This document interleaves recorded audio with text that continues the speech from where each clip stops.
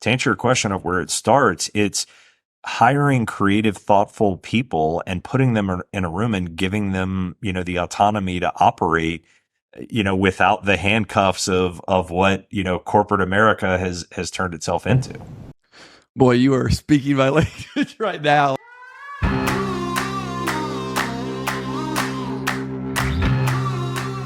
Tim, hey man, how's it going? It's good to see you, buddy. Yeah, always a pleasure. I thought I was looking in a mirror for a minute, but all good. Well, at least you have the long sleeve polo on, and mine right. Isn't quite black.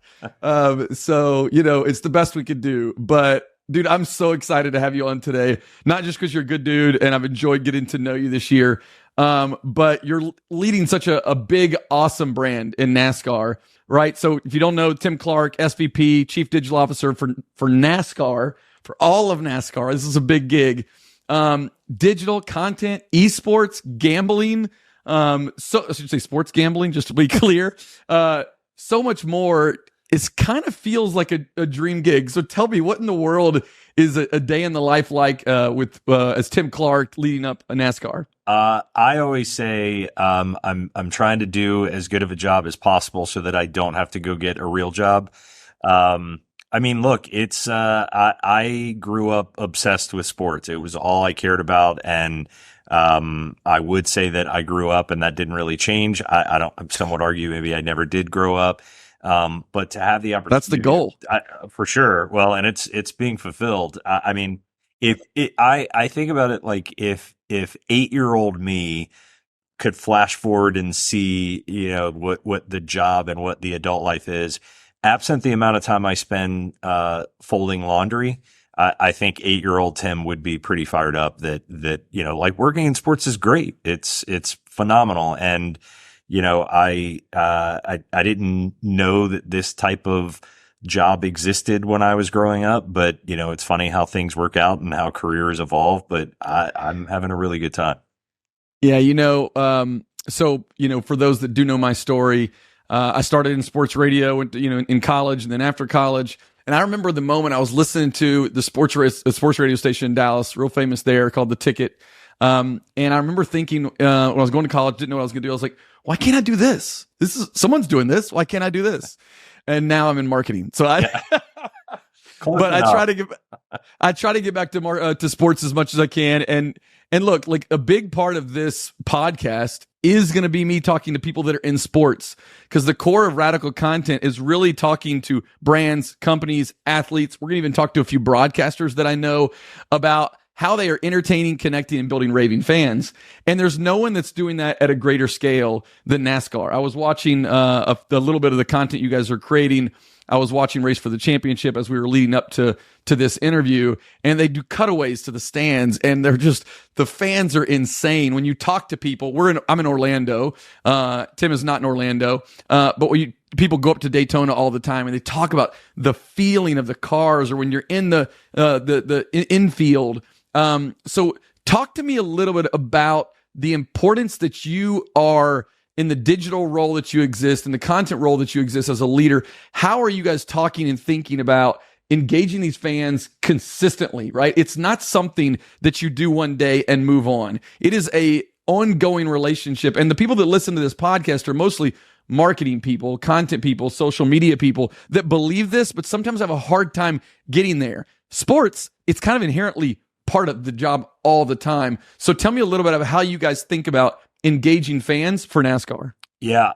So I think if you look at my job on paper and look at the functional areas that are part of my organizational structure, they do not make a lot of sense in kind of the traditional form of a digital professional, right? But the way that I think about my job and the way that I think the reason it came about that way is because, fandom within sports or consumers within any other business vertical, it's not what it once was. It's evolved just like everything else. So, I think the traditional touch points for a fan of sports or a league or teams or athletes or whatever the case may be is watching TV or buying a ticket and attending a live event. my job is essentially everything else. So, if it's, stimulating a fan by content on social media or playing a video game or placing a bet through sports betting or, any of these things that's, the way that we can keep, existing fans engaged in the sport and then introduce it to fans that aren't normally getting accustomed to it. I mean, it's such an interesting dynamic in a sport like NASCAR where, there's a lot of generational fandom in NASCAR where, if your grandfather was a fan, you became a fan, or, if you attended the races with your family, then now you're bringing your own family out to the track. But that idea of fandom now is very different, that, as opposed to someone who may take time out of their weekend to watch a 3 or 4 hour race broadcast or, attend a weekend event, the fan that's engaging on our Discord channel, I would argue is just as valuable, if not more so, through that content that they're consuming or that community that they've fostered than maybe the traditional definition of a fan, right? Yeah. And so I want to kind of go down that pathway a little bit more, and I want to talk about sports and or brands, but for you, sports really being like a 24/7 media company. That's what it is, right? Whether it's through partnerships of content that you're doing with USA or with NBC and Peacock, or with other big partners, other big TV partners, or what you're doing. We'll dive deeply into NASCAR Studios in a little bit, or what NASCAR's doing on own channels, on social channels, and podcasts. What? How do you do that? It's just the scale of what you guys have to do. And it's always been something I've loved as I follow other big leagues, right? Whether it be NASCAR or NBA or NFL. This is an exercise that's larger than a lot of TV networks have, done historically. Now all the TV networks are getting there too. But being always on with content that matters is a tough exercise. So maybe kind of go top line a little bit and tell us how you even start thinking about doing that. And we might dig in a little bit with some follow-up questions about how do you tactically even start to tackle stuff like that. Well, the way you frame that question, I think is really interesting, because the word that I'm going to indirectly come back to is scale. And I guess to your point of starting at the top, I mean, there is a large audience that is so loyal to the sport and so loyal to kind of the NASCAR umbrella, and then by extension, the tracks and the teams and the drivers. And I think that's where it starts. I mean, the fundamentals of the on-track product and the people that are competing and all of the fanfare that goes from that. I've said this many times before. It's a really unique circumstance to work for a brand. And I know you know this just as well as I do, where you introduce yourself and kind of state the name of your employer, and almost 100% brand recognition. I've never introduced myself and said, I work at NASCAR. And someone was like, I'm not familiar. Right. So that to me is really helpful. But then if you take that one step further into the perception of that, that's where it gets tricky, right? Because you get one of two reactions. You always get the recognition, like, I know what NASCAR is, but then you can kind of read the facial expression of like what that person's perception of NASCAR is, like just a bunch of guys driving in circles, or maybe I've got a different appreciation for it. So I think, when we think about scale, I think you almost, I hate to call it a necessary evil, but I think that necessary evil is just the kind of the baseline content of whatever that core product is. Like the race broadcast, it kind of is what it is, right? I think what the harder part is, or the nuanced part, is being able to be comfortable with content that may not reach scale. And what I mean by that is, we've got somewhere between 36 and 40 drivers one week to the next competing. And that's just in one series. You've got two other national series, then international series, and kind of grassroots racing all over the country. How do you tell all of those stories without just getting caught up in the nuance of like, hey, this is like my baseline KPI, and if X number of people aren't consuming this content, I'm not going to do it? We can't think that way, because there are stories that need to be told, and you've got to be a little bit committed to telling the story for the story's sake versus telling the story because you're going to get audience scale out of it. So, but how do you think about that? Because you sit in a seat, which is a lot of times almost like a digital marketing seat, where it does feel like it's more about, who are we reaching? How are we converting them? How are we growing our lead generation? And I get that NASCAR is a little bit different in a lot of ways than brands that think like that. But what you just said is like music to my ears, right? Because it's someone that understands the power of all of the stories we have to tell rather than the 6 messages that we can't get away from. And I think in marketing today, a lot of people get committed to, strategy, audience, message, go push this message everywhere. And what we talk about a lot at Maverick, and even back when I was at Universal, is, sure, if we got like a temporary, like seasonal event that all we care about is just trying to drive revenue, I guess that's a pathway in. But when you're talking about the idea of building brand, right? That's really what it is. There's so many nuanced stories. How do you translate that when you talk to your marketing colleagues that maybe sit on a little bit more of a traditional way? How do you talk to them about the mindset of how you guys think about content and story in this digital and social and content space to, if nothing else, kind of just not to change their mind, but to just open their mind up to, I don't know how to say it a little differently, to just the possibilities of this like new world of digital? Yeah.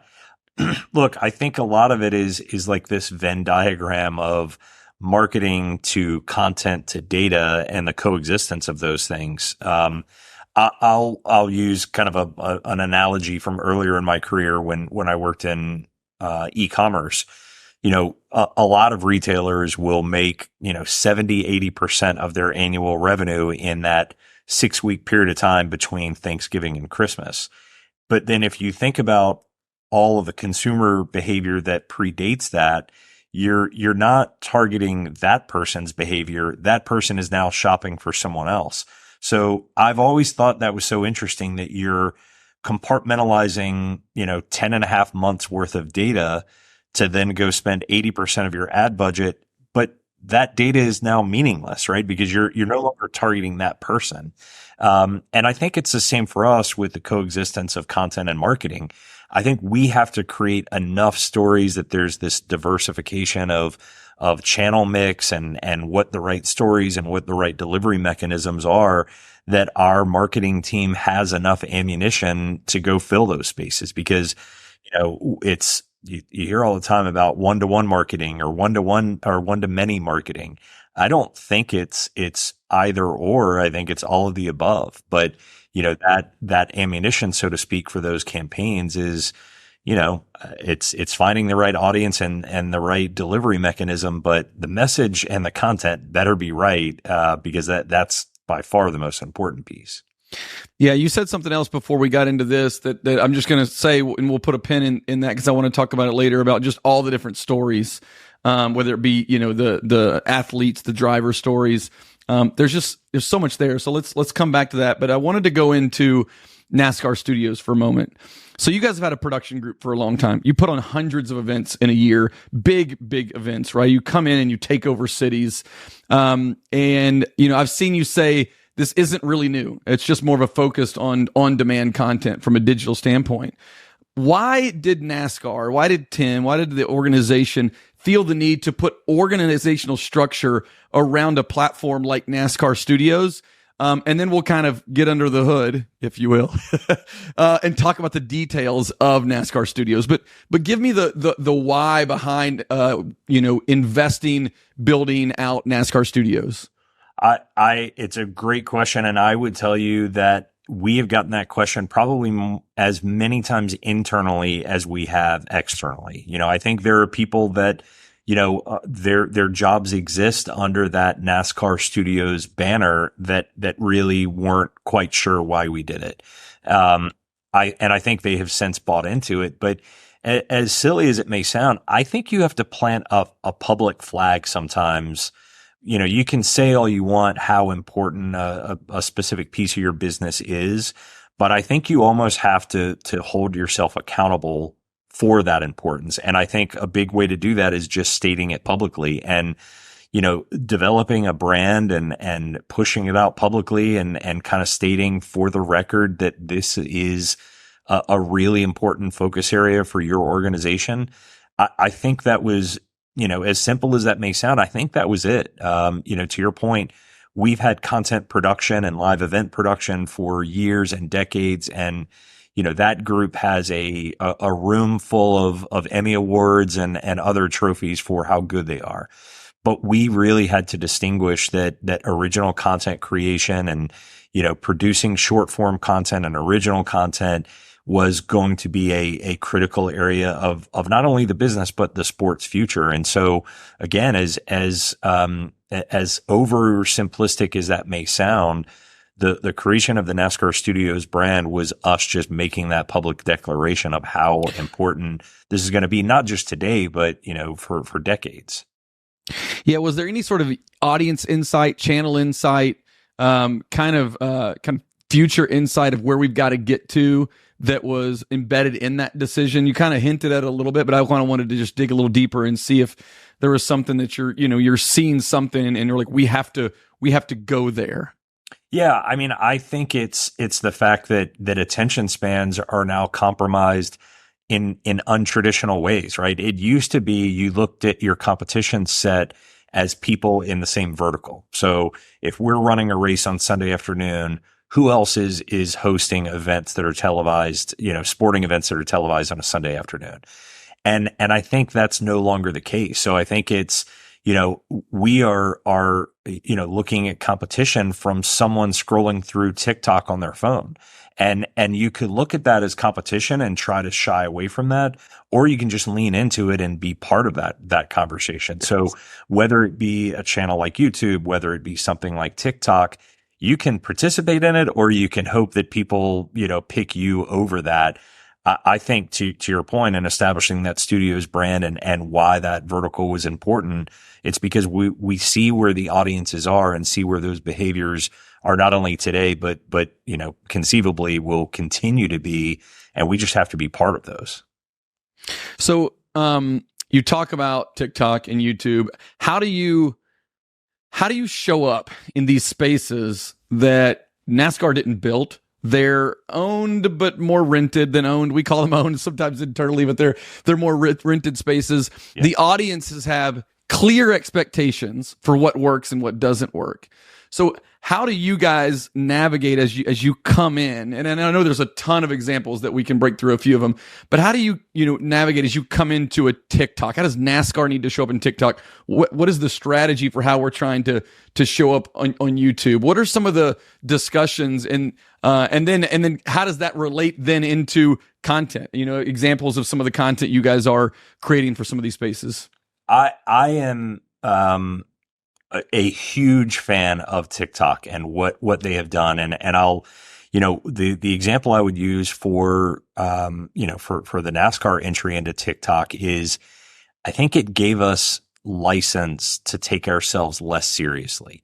I think I love that so much. Right. I mean, we'd used all of these platforms and we, would certainly have a little fun, but I think there was a line that we existed above, right? And we thought for whether it's Facebook or Twitter or whatever the case may be, we existed above that line. And for whatever, can I just intersect something there? As I think that's so interesting. And I think that many people are looking at TikToks. It's like, okay, now we can be irreverent. Okay, now we can be entertaining. And someone that's been in social for 15 years, I'm like, okay, fine. If we needed a channel that was quirky and had music and GIFs to convince us that this works. But many people in social and digital have been saying this on Twitter, on Instagram for years. So I love that. I love the phrase. It gave us license to be on social what we probably should have been on social for years. Bingo. And you're exactly right.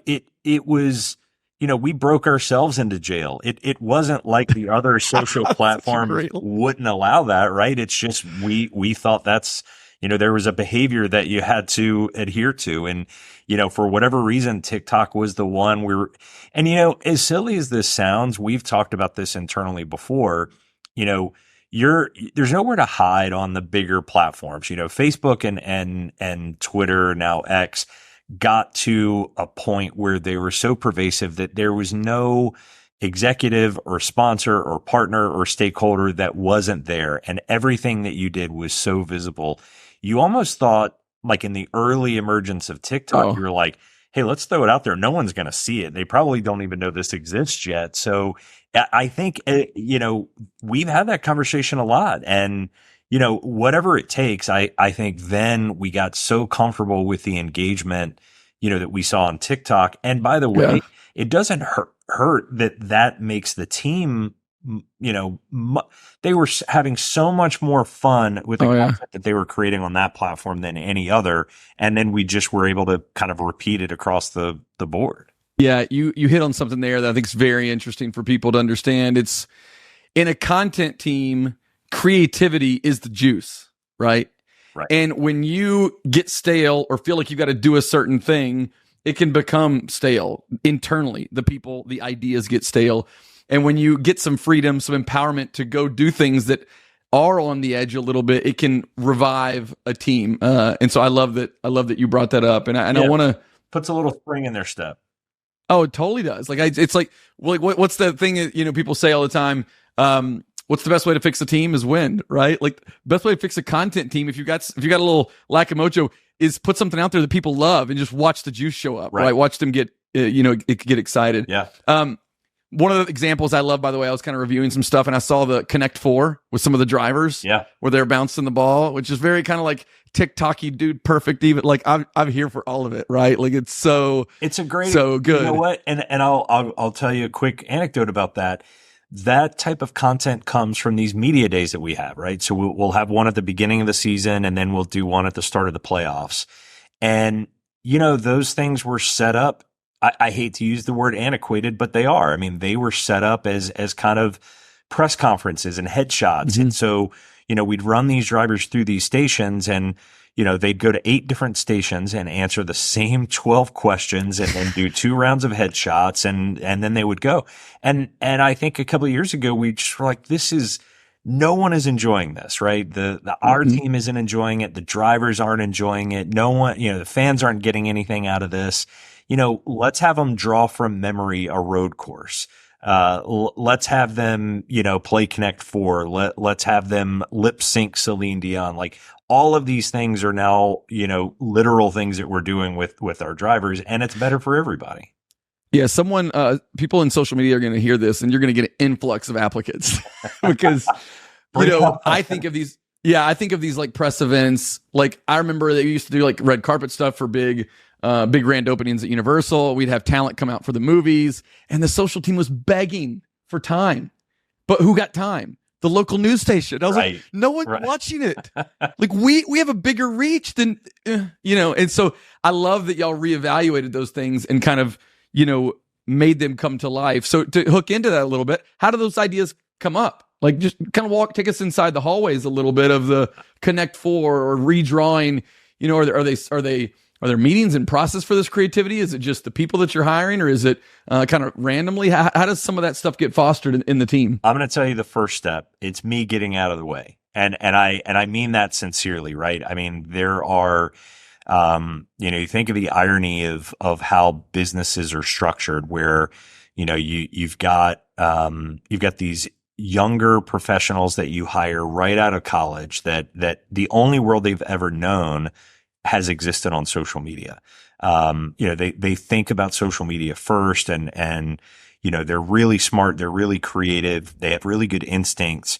And then you bring them into an organization and you have a bunch of, tenured executives that have been around for decades giving them instructions on what to do. And it defeats the whole purpose. I think to answer your question of where it starts, it's hiring creative, thoughtful people and putting them in a room and giving them, the autonomy to operate, without the handcuffs of what, corporate America has turned itself into.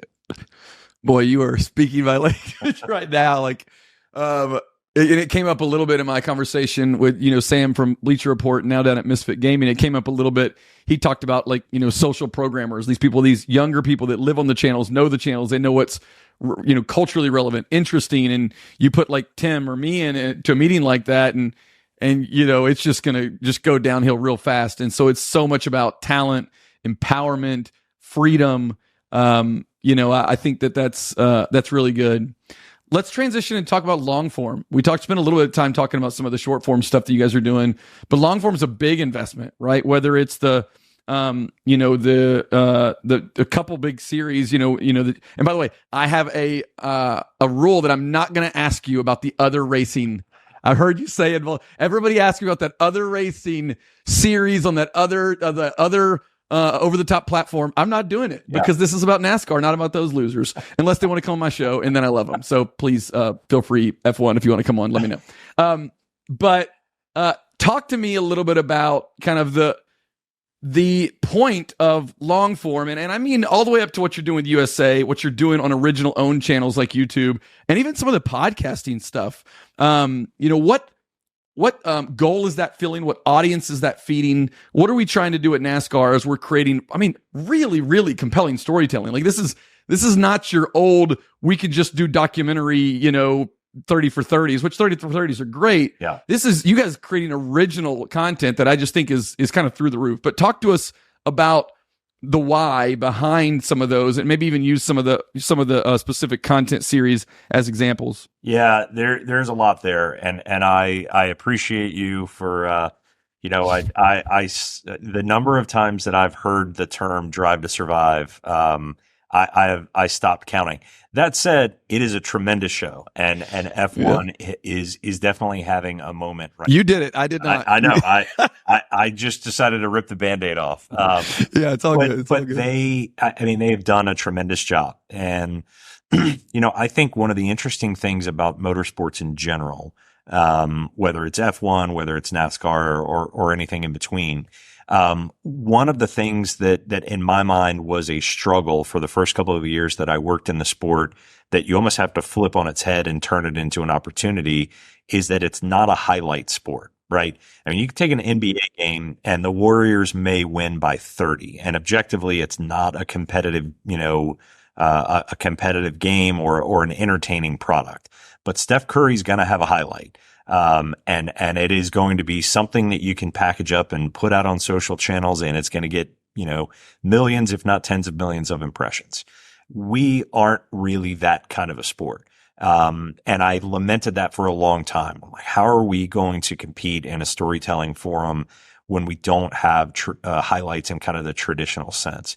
But I think what we do have is a group of fans that's willing to make a broader investment into content and by extension, the sport. So, you talk about long form content, and we did Racer the Championship last year on the USA. This year we're in production on our own Netflix show, which, as luck would have it, the minute we announced that, everyone said, "Oh, NASCAR is doing their version of Drive to Survive." Oh, please. Hey, they say that about everything. Oh, tennis, they copied it. What's funny is like everybody in content's copied everything. Let's just be honest. It's been done before. We're doing it in new and different ways. That's right. Yeah. But I mean, look, it's I think storytelling that has a little bit more oxygen and a little bit more room to breathe. I think that's very much part of the mix. So, where you don't have the highlights, I think you do have the ability to explore those stories and tell them in a little bit of a longer form capacity, whether that's video, podcast, or otherwise. So the one thing that I will ask you, and since you brought up F1, I'll kind of just lump it together in a larger, what is becoming a thing, right? And whether it's F1, NASCAR, tennis has done it now. The NFL did it originally with Hard Knocks, but now the new quarterback show on Netflix, and again, I think tennis was the one that I would say was the one that was trying to figure it out off of the F1 example, because F1 needed fans in America. Yeah. Like that's what they needed, right?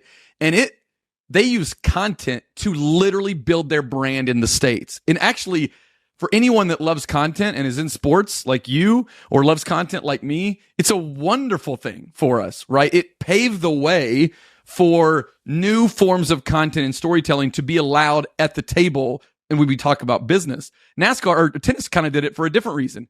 Bunch of people, older athletes are kind of not expiring. They're still alive. But they're kind of leaving the sport. Rafa is still kind of hanging on.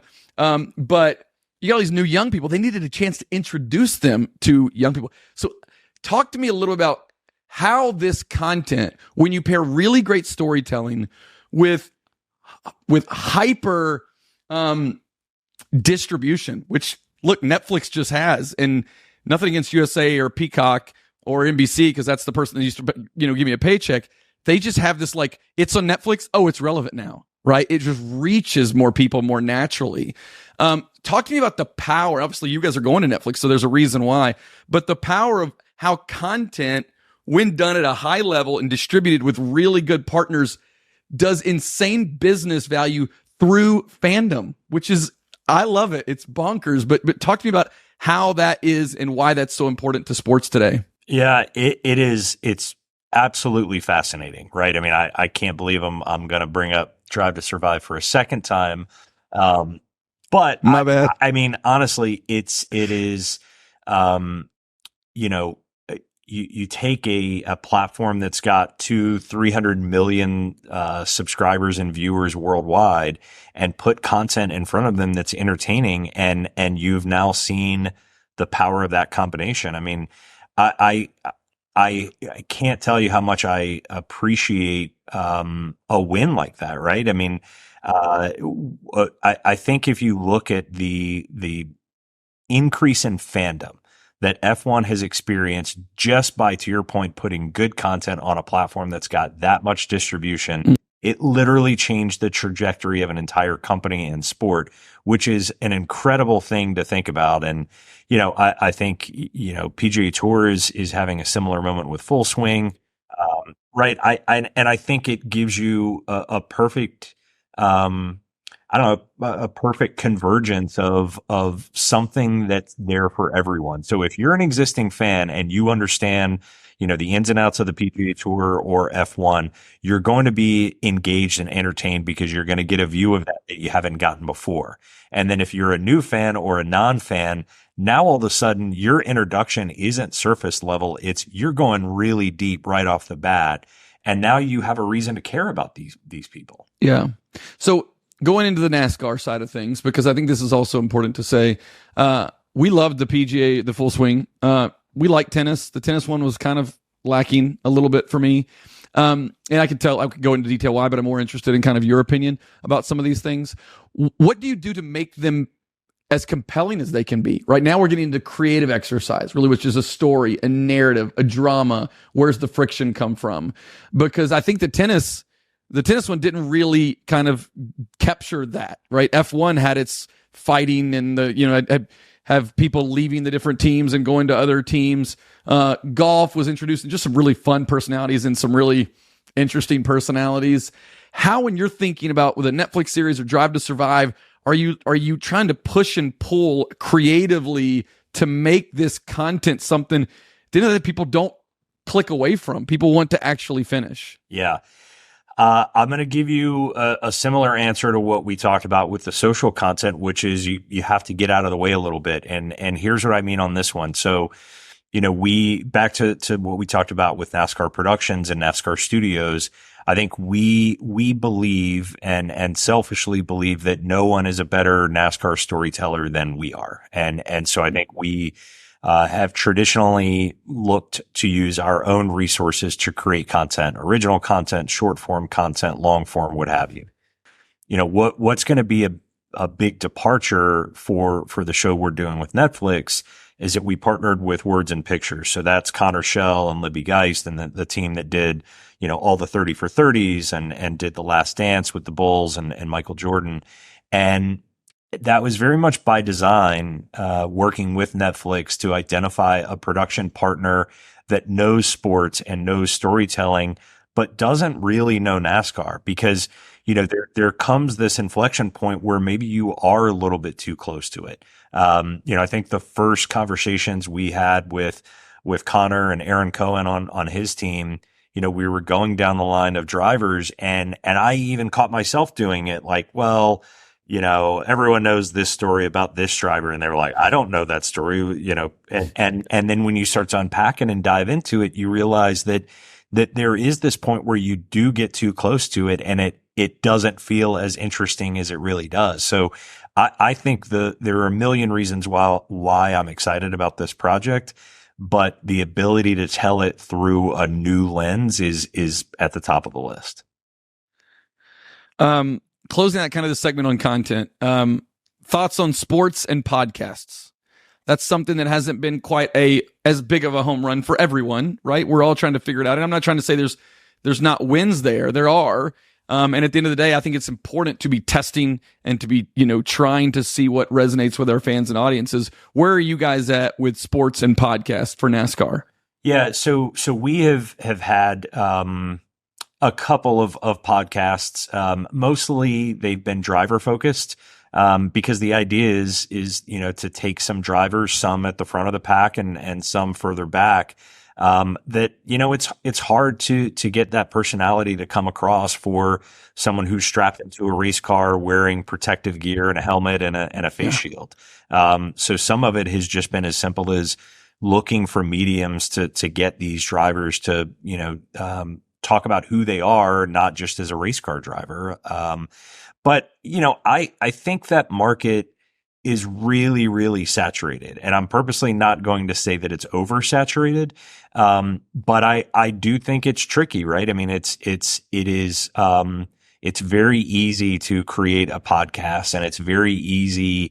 What are you talking about? This is so hard what I'm doing right now, Tim. What the heck? Look, I mean, I am preaching to the choir here, right? It's very, enticing to create a piece of content on a platform and a podium like this. What you do to differentiate it, that's the hard part. Right. And so I think everyone's trying to find their ability to carve out a little bit of a unique take on something that has just exploded in popularity over the last several years. Yeah. I feel like it's kind of the way things go in today's world. Everything is so, information used to not be so readily available, right? So the second that ChatGPT is known by one person, it's known by the world, and it becomes the thing that everyone's talking about. Yep. Same thing with NFTs. Same thing with metaverse. Same things with Mr. Beast's, the creator world. And so, it does feel like it quickly goes from innovation to just what everyone's doing. And so to stand out, you have to, like we're doing here, think of a very original idea. Two dudes that look the same talking about content. No, but for real, you do have to think about, how can we do this differently, right? The audio, I was in radio. Audio has been around forever. Sure. So how are we doing it? How are we doing it differently? So back up for a second for some of the things we talked about. And I want to talk about speed and scale. We kind of touched on it, but we kind of went into a different direction. And I kind of am of this opinion that today, one of the biggest differentiators for brands and for people in marketing is one of the things that's the hardest for them to get to. It's speed and scale. And it's because they involve too many people. It's because they have a lot of thinkers and not enough doers. It's because they focus more on strategy and less on creative. And I could go on a soapbox for a while, but in NASCAR, I'm not saying you don't have some of the same challenges that the corporate marketing worlds do. But you have to have a speed and scale, right? You talked about the highlights. You talked about, not that NASCAR does that. You talked about all these different things. How do you guys create systems and teams and resources to pump out everything that's got to come out? Obviously, I hear one thing in that last example. Look, we're not doing everything internally. We're partnering with this group that's going to help us work with Netflix. And so we're going to have some resources from our team connected to that, but we're not fully doing that in-house. But there's a lot that you guys do in-house. Yep. So maybe just tell us a little bit of how you guys are set up to create so much. I don't know a better way of asking that. No, my answer may surprise you a little bit.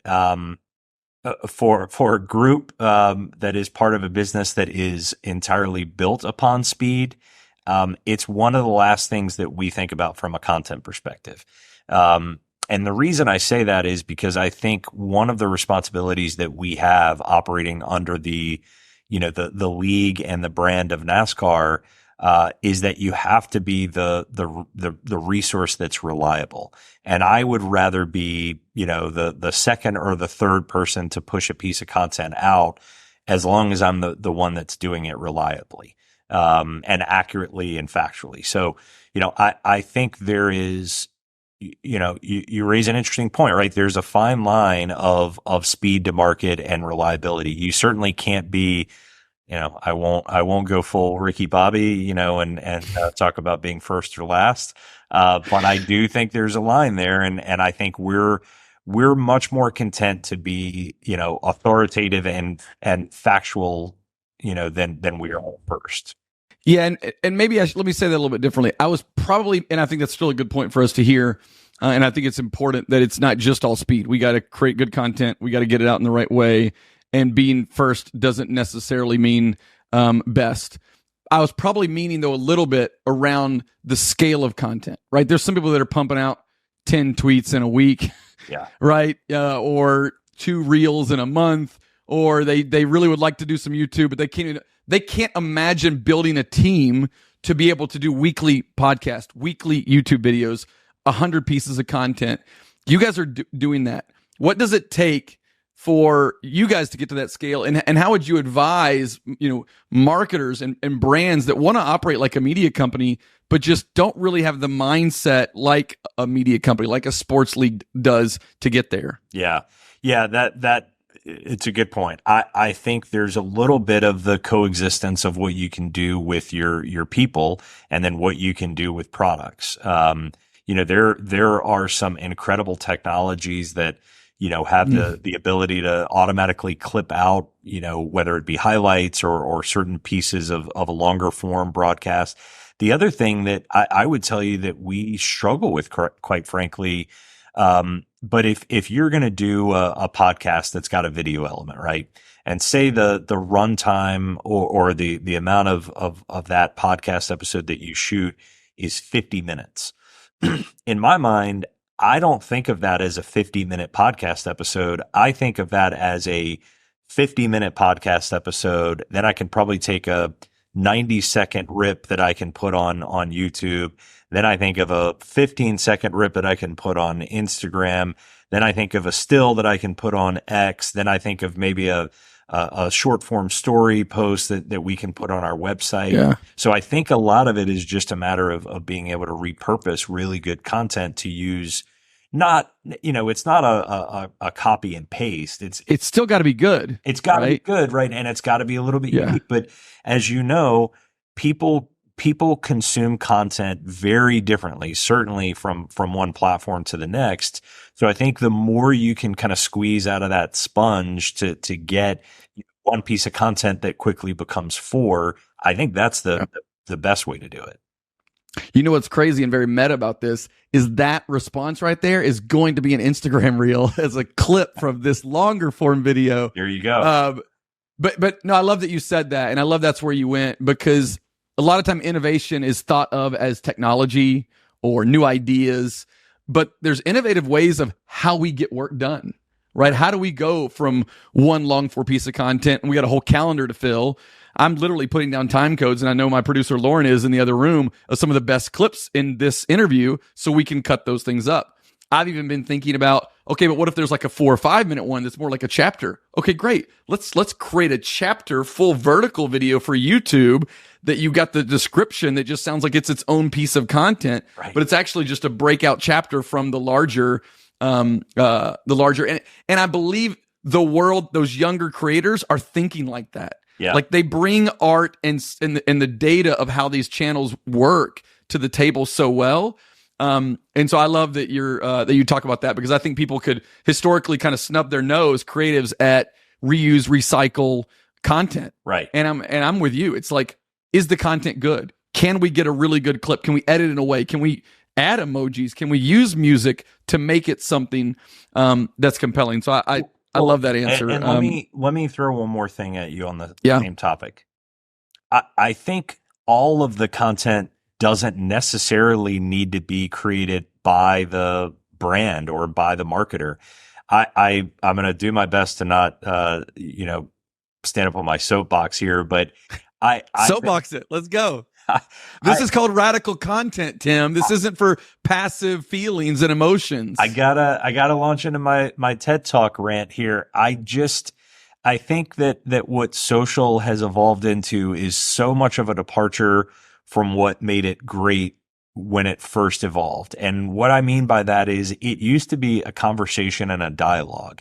And I especially, I heard someone say this years ago, and the analogy they were making to, look, if NASCAR makes a post on social, or one of our drivers, Chase Elliott, makes a post on social media, a fan comments, and then they receive a response.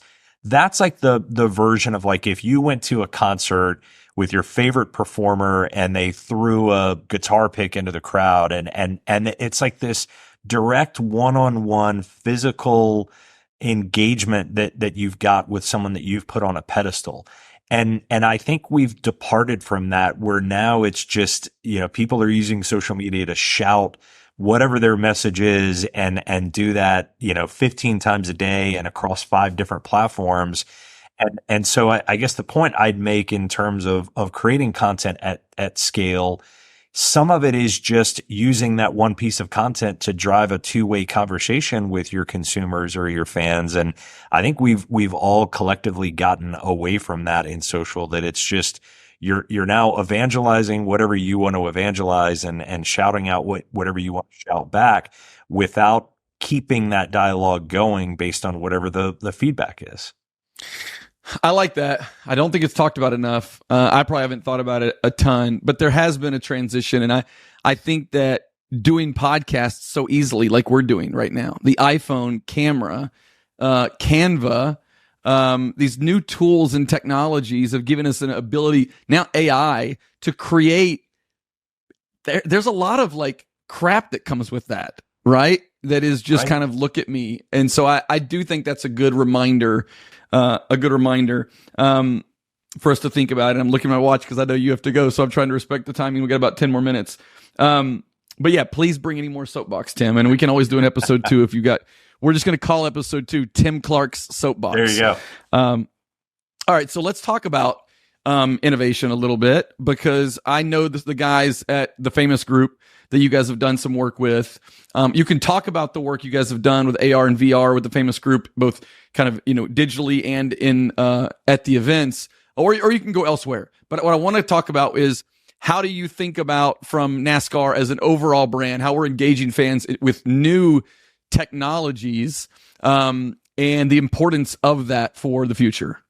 Yeah, you made a comment earlier about the kind of the expectations that fans and consumers have now, and how quickly things go from being new to, and now everyone has that.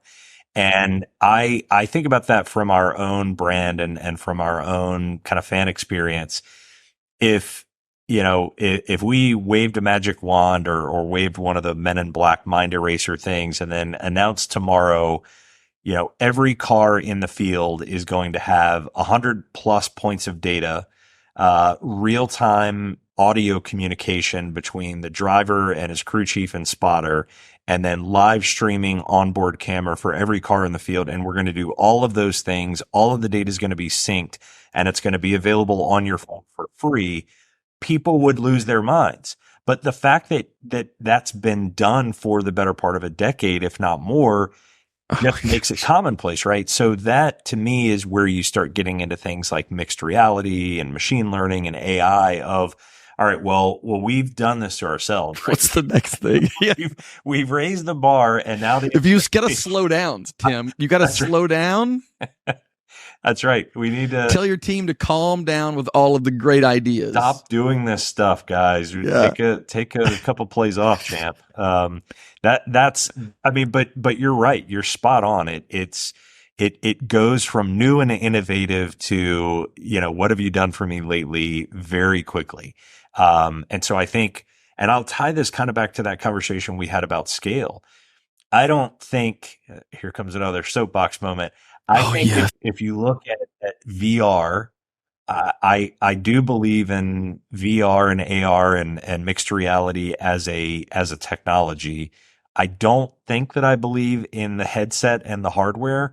And I think that because I'm out. If we were all locked inside for a year and a half, and that didn't become a pervasive technology. I'm not sure that it's going to.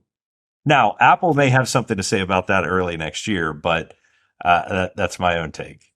Well, I'm with you but, on the metaverse stuff. But yeah, 44-year-old generic white guy here that doesn't spend hours on TikToks and screens in the same way this world is kind of growing up with. So I just don't know what we don't know from the next generation. But I kind of agree with that. Speaking of innovation, obviously you guys have close relationships with the NFL, with Major League Baseball, with the NBA, and with the other, major professional leagues. What do you do to kind of look across the aisle a little bit and kind of say, what are they doing over there? I want to do some of that. Like, I imagine that goes on a lot, and I'm sure they look back at NASCAR. They're like, "Ooh, they got cameras inside their cars." So tell me a little bit about how you guys look at these other leagues to try to benchmark, but also just get more creative ideas to engage your fans. I think one of the things that surprised me the most about working in sports was, those relationships. I think, as we talked about before, I think you intuitively look at that as maybe those are competitors. And I guess to a certain extent they are, right? We're all competing for the attention of sports fans. But I would say that some of the best relationships I have in this industry are with, people at other leagues and at the team level and at other properties. And, I think we're all competitive by nature. So I think a lot of it is, I've had conversations with, folks at the PGA Tour and, we'll talk at length about something, and then 10 days later they'll announce something. I'm like, oh, it's weird you didn't mention that, when we were catching up. So there's competitiveness, and I think you always want to do something first or better. But I think there's also some, I think there's a lot of common ground of both the challenges and opportunities. So I think those conversations happen more than certainly I would have ever expected. And I think most people think that they do. And I think that's true probably for other verticals. Yeah. Anything that you've seen that you're like, ooh, we should do that? Well, I mentioned PGA Tour. I am a huge fan of some of the things that they do, because I think they're probably the most similar to us, just as a sporting event where you've got so many competitors competing at the same time at the same place, and having to compartmentalize that from a data perspective and a second screen perspective and a content perspective. I am huge fans of what they do, and keep a keen eye on what they're up to. You still didn't give me an answer, but that's okay. We're gonna let you go. Specific. All right. I know you got to jump, so let me just ask this last question. The main reason why we're starting Maverick Content Studio and why we're doing this podcast called Radical Content is we believe inherently that brands are all about interrupting versus engaging. And we believe there's an opportunity to engage first, to connect first, and that over the time, that relationship and that passion will build your brand, not just a specific product or revenue. And NASCAR is just doing this so well. And we've talked about so many examples today about how you guys are doing that. But for those marketers that are sitting down right now and they're thinking about something they've got to do, or they're working on a new brand brief or whatever they're doing, and they want to do more storytelling, they feel like their brand has a story to tell, but they just aren't able to switch it to be about this, what we're talking about today. What is something that you would tell them, maybe a place to start, or something about mindset that might help kind of unlock a new line of thinking as they start to think about this connection? Really, it's a fan first kind of mentality. I think the biggest thing is being realistic about what the goals are. And I know that sounds really silly and really basic and kind of a throwaway answer. But, the number of brands that I talk to that, will express an interest in, hey, you guys did this, or you were on this platform, or you launched this, how do we do that? Because you're not able to monetize it. I think that's a common challenge, and certainly a situation that I've found myself in at many times in my career. But I think you've got to be honest about why you're doing it and why you're investing either the time or the budget or the resources or all of the above. Because if it is just to attract someone at the top of the funnel as either a fan or a consumer. And it may take, months, if not years, to recognize any, financial value or direct monetary ROI in that. I think you've just got to be honest about that, because otherwise, if you're trying to game the system to get budget approved to invest in some of these areas that we've talked about under the guise of driving some associated revenue, it's going to run out of steam and support really quickly. So I think the more honest you can be at the outset of why these things are important and talking to new audiences is a big deal, where it's going to pay off. I know that sounds so simplistic, but I believe that's the right way to start. Yeah, no, I mean, I love that. And it is simple, but it's right. Like, you guys didn't start by going to produce a video or launching into TikTok. You started with, what's the goals we're trying to come after? We trying to be relevant to younger audiences?